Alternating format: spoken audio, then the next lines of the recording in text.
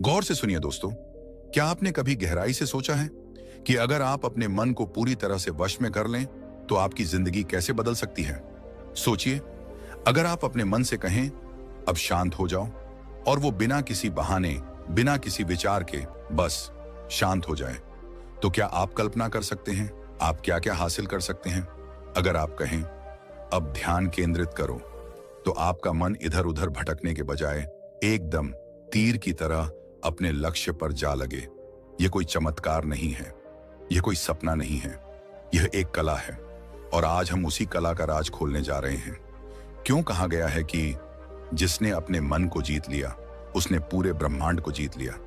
क्यों गौतम बुद्ध ने कहा मन सब कुछ है, जो तुम सोचते हो वही तुम बनते हो।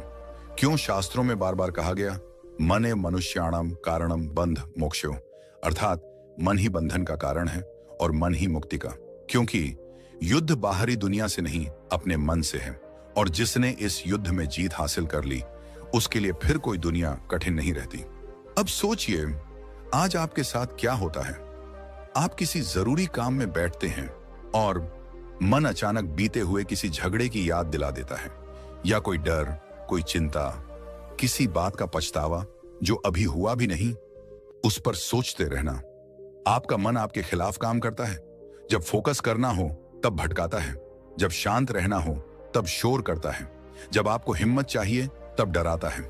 आपका सबसे बड़ा दुश्मन आपके ही सिर के अंदर बैठा है, और अगर आप उसे वश में कर लें तो सोचिए कौन सी परीक्षा आपके लिए कठिन रह जाएगी, कौन सा लक्ष्य असंभव रहेगा। कई लोग कहते हैं मेरा मन नहीं लगता, मैं ज्यादा देर फोकस नहीं कर पाता, मन बहुत भटकता है, मैं जो सोचता हूं वो कर नहीं पाता। पर क्या आपने कभी सवाल किया है क्यों मन आखिर भटकता क्यों है?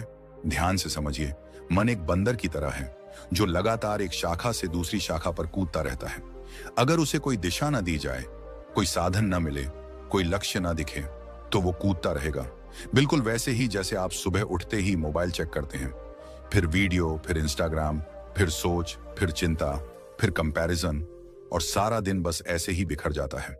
अब सवाल यह है, मन को नियंत्रित कैसे किया जाए, कैसे उसे अपना गुलाम बनाएं, कैसे उसकी ताकत को अपने फोकस में बदलें। इसका उत्तर आधुनिक मनोविज्ञान और प्राचीन ब्रह्म ज्ञान दोनों में छुपा है।